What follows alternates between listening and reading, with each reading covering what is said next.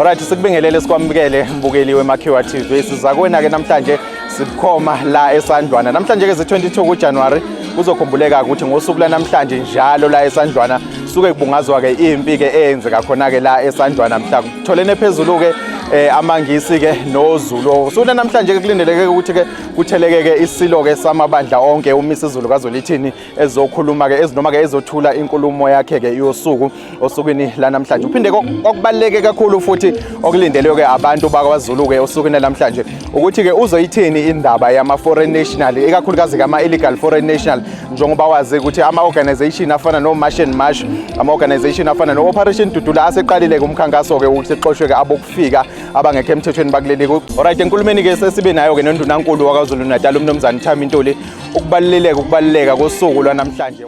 Lubalulekile ngoba sitshala umlando uthi ungacimeki ukuthi uZulu wabumbana wanqoba. Lokhu kuluphawu lokuthi uma kunobumbano kuba khona unqoba nezinselo esibhekene nazo nje lezi zokuhlukumeza abesifazane. Uma singabumbana singanqoba, zobubha uma singabumbana singanqoba. Yilokho esizoqopha la kodwa senzela nanokuthi ke izukulwane nezizukulwane ihlale zazi ukuthi kwahlangana uZulu la wala nabe behlome ngezibhamu ezinkulu abanqoba nje phethe nje imkhonto kuphela. Mhlambe ke abanye abantu abaningi osukwini namhlanje balindele ukuthi isilo sikhipheke umyalelo waso mayelana ke nabantu bokufika. Siyazi ukuthi uZulu impela ke aweneme, so ngabe kuNdunankulu ke waba ne-engagement mhlambe nesilo mayelana ne-announcement ezophuma namhlanje.